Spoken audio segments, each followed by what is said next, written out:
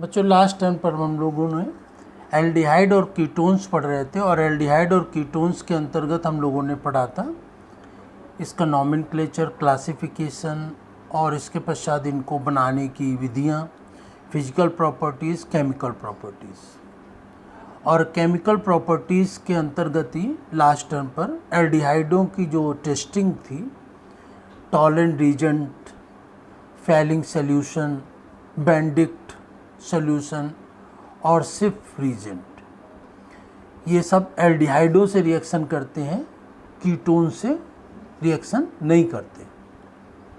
और इन्हीं सॉल्यूशंस और रीजेंट, विलयन और अभिकर्मक के द्वारा हम एल्डिहाइड और कीटोन्स की पहचान कर लेते हैं, उनकी टेस्टिंग कर लेते हैं। लैब में भी ये इम्पोर्टेंट है और थ्योरी में भी ये टेस्टिंग पूछी जाती है।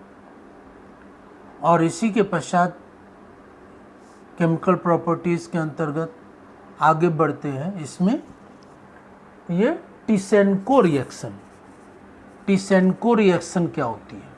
देखो इसका नाम है, ये हिंदी में लिखे या इंग्लिश में, टिसेनको रिएक्शंस नाम है, टिसेनको रिएक्शन या टिसेनको अभिक्रिया। तो टिसेनको रिएक्शन क्या होता है? ये टिसेनको रिएक्शन एल्युमिनियम एथॉक्साइड की उपस्थिति में कराई जाती है, एल्युमिनियम एथॉक्साइड की उपस्थिति में। और टिसेनको अभिक्रिया किस में होती है? जिसमें अल्फा हाइड्रोजन होते हैं, जिसमें अल्फा हाइड्रोजन होते हैं उनमें टिसेनको अभिक्रिया होती है। जैसे कैनिजारो अभिक्रिया थी, कैनिजारो अभिक्रिया में क्या था? जिसमें अल्फा हाइड्रोजन नहीं होते उनमें होती है। उसी प्रकार से टिसेनको अभिक्रिया क्या है कि जिसमें अल्फा हाइड्रोजन होते हैं उनमें ये अभिक्रिया होती है, टिसेनको अभिक्रिया। तो इस अभिक्रिया में क्या होता है? एल्युमिनियम एथॉक्साइड में की उपस्थिति में इसको गर्म करते हैं एल्डिहाइडों को, जिसमें अल्फा हाइड्रोजन होता है। तो इसमें फॉर्मेल्डिहाइड में तो होगी नहीं, क्योंकि फॉर्मेल्डिहाइड में अल्फा हाइड्रोजन नहीं होते, एस्टल्डिहाइड में होते हैं, या इसके बाद जो भी एल्डिहाइड होंगे उनमें उच्च अणुभार वाले टर्म से, तो उनमें सभी में अल्फा हाइड्रोजन होते हैं, इसमें अल्फा हाइड्रोजन नहीं होते। तो फॉर्मेल्डिहाइड में नहीं होते हैं तो इसमें नहीं होगी। अब जैसे कि क्लोरल होता है CCl3CHO, उसमें अल्फा हाइड्रोजन नहीं होते। तो जिनमें अल्फा हाइड्रोजन नहीं होते हैं, जैसे बेंजल्डिहाइड है, जिनमें अल्फा हाइड्रोजन नहीं होते उनमें ये अभिक्रिया नहीं होती टिसेनको। जिसमें अल्फा हाइड्रोजन होते हैं उनमें अभिक्रिया होती है। तो एल्युमिनियम और एथॉक्साइड की उपस्थिति में एल्डिहाइडों को गर्म करने पर क्या होते हैं? दो अणु आपस में मिल जाते हैं और एस्टर बनाते हैं। टिसेनको अभिक्रिया में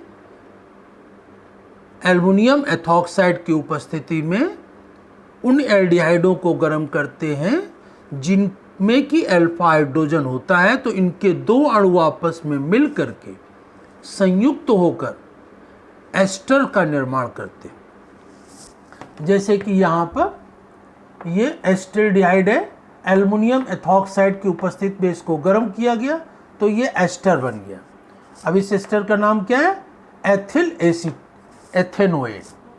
CH3COO C2H5 है, तो ये क्या है? Ethyl ethanoate. एस्टर में IUPAC नाम में क्या लगा देते हैं? OAT।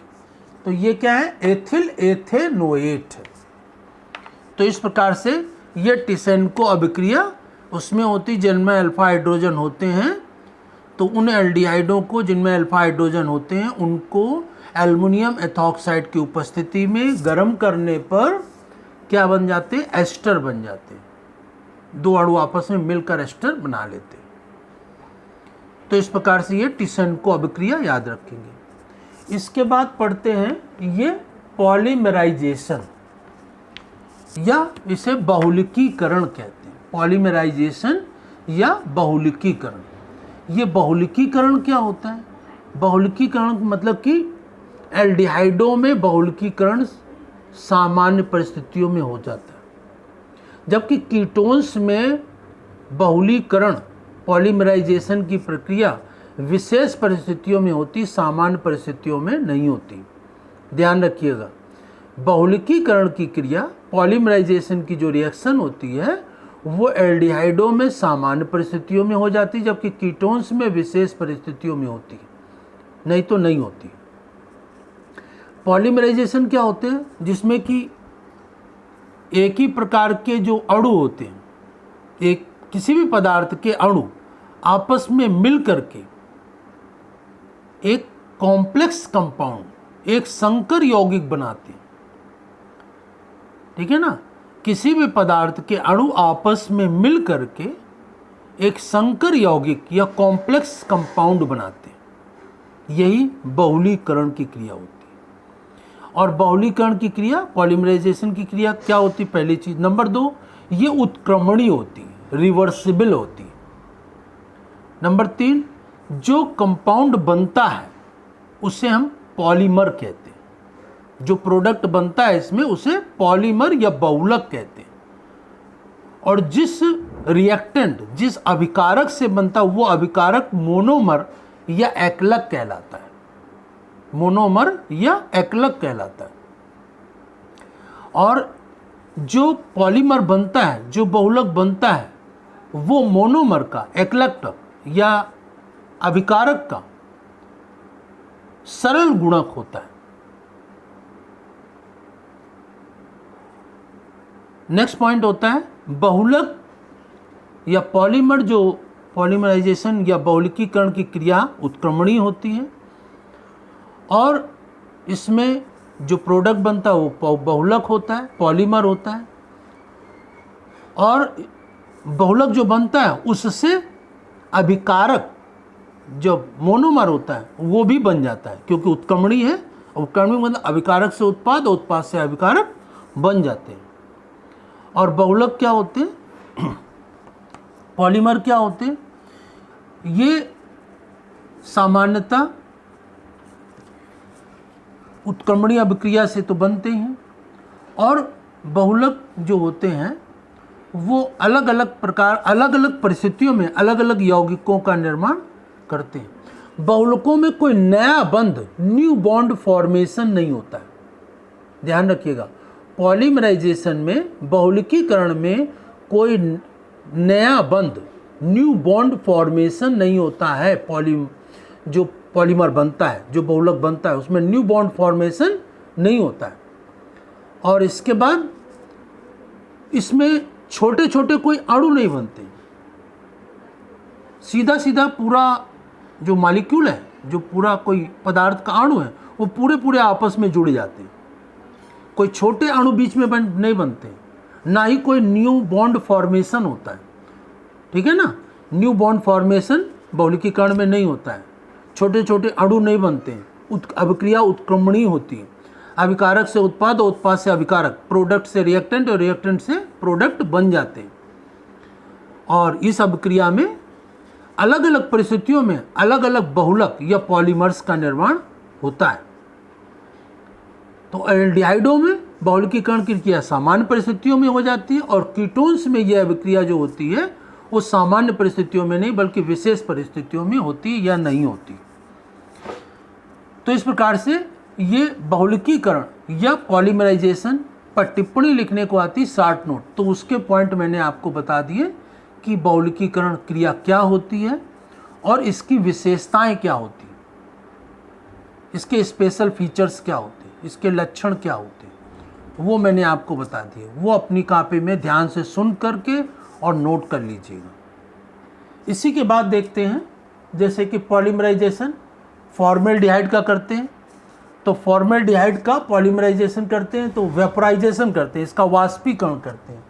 तो वाष्पीकरण करने पर इसके कई अणु आपस में मिलकर के क्या बना लेते हैं, ये पैराफॉर्मेल्डिहाइड बना देते हैं।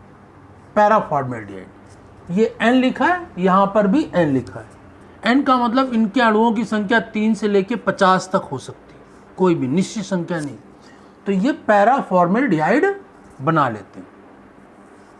और जब इसको इस टेम्परेचर पर गर्म करते हैं तो पुनः ये फॉर्मेल्डिहाइड में बन जाता है।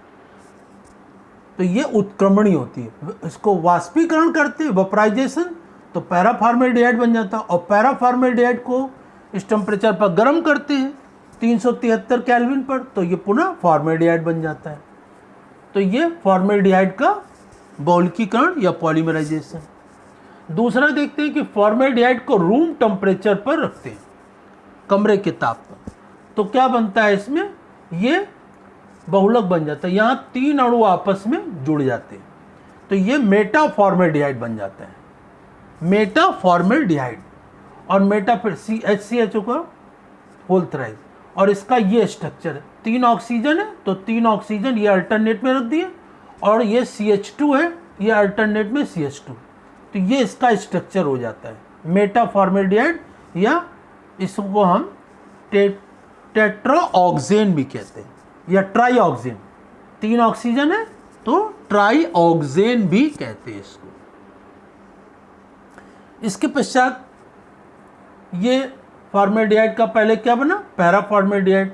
दूसरा रूम टेम्परेचर पर क्या बना, मेटा फॉर्मेल्डिहाइड। और तीसरा देखें, ये अलग अलग कंडीशन है, कंडीशन बदल रही है। अब देखिए फॉर्मेल्डिहाइड को बेरियम हाइड्रोक्साइड या कैल्शियम हाइड्रोक्साइड की उपस्थिति में रिएक्ट कराएंगे, अभिकृत कराएंगे, तो क्या बन जाएगा, ये फार्मोस बन जाएगा। इसमें देखो 6 कार्बन है, 1 2 3 4 5 6, ये फार्मोस बन जाएगा।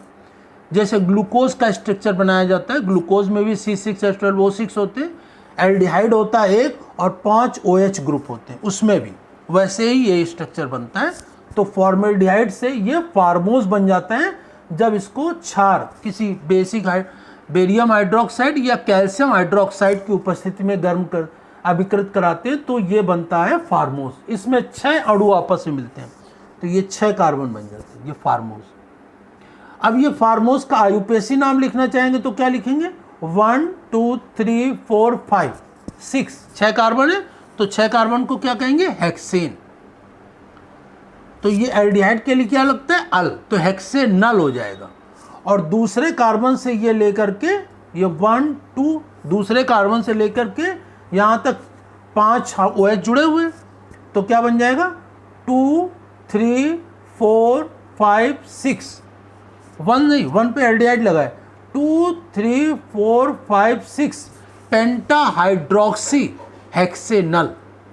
इसका आयुपेसी नाम क्या होगा फार्मोस का, 2 3 4 5 6 पेंटा हाइड्रोक्सी पेंटेनल, इसका फार्मोस का आयुपेसी। तो इस प्रकार से फॉर्मेल्डिहाइड को वाष्पीकृत कराएंगे तो पैरा फॉर्मेल्डिहाइड बनता है। फॉर्मेल्डिहाइड को रूम टेम्परेचर पर रखते हैं तो ये ऑक्सीकृत होकर के ये बना लेता है मेटा फॉर्मेल्डिहाइड। और फॉर्मेल्डिहाइड को ही बेरियम हाइड्रोक्साइड या कैल्शियम हाइड्रोक्साइड की उसमें अभिकृत कराते हैं तो बन जाता है फार्मोस।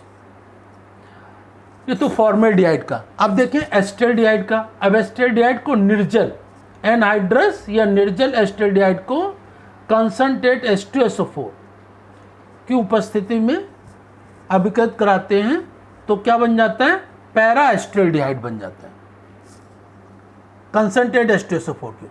और डाइल्यूट H2SO4 के रक्त में रखते हैं तो ये पुनः एस्टल्डिहाइड में बन जाता है। तो ये पैराफॉर्मेल्डिहाइड से एस्टल्डिहाइड उत्क्रमणीय अभिक्रिया या रिवर्सिबल रिएक्शन होती है।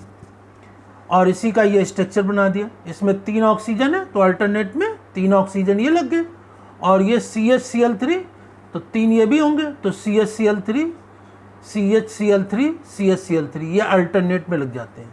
तो ये क्या हो जाता है, पैरा एस्टल्डिहाइड जैसे, ठीक है ना। तो पैरा एस्टल्डिहाइड की ये स्ट्रक्चर बन गया। और ये पैरा एस्टल्डिहाइड जो होती है ये माइल्ड हिप्नोटिक होती है। माइल्ड हिप्नोटिक का मतलब कि ये निंद्रा लाने वाली, नींद लाने वाली एक दवा होती है, हल्की पावर। तो ये इस प्रकार से माइल्ड हिप्नोटिक होती है निंद्रा। इसके बाद ये एस्टल्डिहाइड से ये पैरा एस्टल्डिहाइड बना कंसंट्रेट H2SO4 की उपस्थिति में। अब एस्टल्डिहाइड को ही 0 डिग्री सेंटीग्रेड पर, एस्टल्डिहाइड को ही 0 डिग्री सेंटीग्रेड पर ड्राई HCl गैस की प्रेजेंस में या कंसंट्रेट H2SO4 और 273 केल्विन टेम्परेचर पर रखने पर क्या बन जाता है, ये मेटा एस्टरेडियाइड बन जाता है। CH3CHO का होल 4, इसमें 4 अणु होते हैं, 4 अणु मिल करके आपस में क्या बना लेते हैं, मेटा एस्टरेडियाइड बना लेते हैं। और ये मेटा एस्टरेडियाइड का ये स्ट्रक्चर बन गया, 4 होते हैं, 4 ये 4 ऑक्सीजन है, 1 2 3 4, और ये CHCl3 4, CHCl3 CHCl3 CHCl3 CHCl3, ये 4 CHCl3 और 4 ऑक्सीजन ये अल्टरनेट में जुड़े हुए हैं, तो ये मेटा एस्टरेडियाइड बन जाता है। इसमें 4 अणु आपस में जुड़ते हैं तो इसको क्या कहते हैं, टेट्रामर कहते हैं। तो इस प्रकार से ये जो टेट्रामर बना, मेटा एस्टरेडियाइड बना, ये एक सॉलिड फ्यूल या ठोस ईंधन के रूप में इसका उपयोग किया जाता है।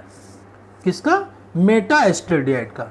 तो इस प्रकार से हम लोगों ने देखा कि ये टिसेनको अभिक्रिया क्या होती है, जिसमें कि टिसेनको अभिक्रिया किसमें होती है, जिसमें अल्फा हाइड्रोजन होता है।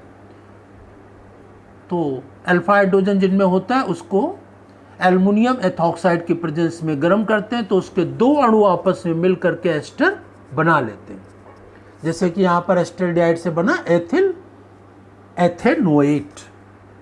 और इसी प्रकार से फिर उसके बाद पढ़ा पॉलीमराइजेशन या बहुलकीकरण। ये क्या होता है, इसको आपको लिखना है, इसके पॉइंट जो मैंने बताए आपको, और इसके फॉर्मेल्डिहाइड और एस्टरेडियाइड के एग्जाम्पल भी याद रखने हैं, किसमें क्या बनता है और उसमें जो बनता है प्रोडक्ट उसके यूज़ भी मैंने आपको बता दिए। तो इस प्रकार से ये बहुलकीकरण या पॉलीमराइजेशन और टिसेनको रिएक्शन को अच्छी तरह से समझ करके अपनी फेयर कॉपी में नोट करेंगे। इसके बाद नेक्स्ट टर्न पर नेक्स्ट टॉपिक को डिस्कस करेंगे।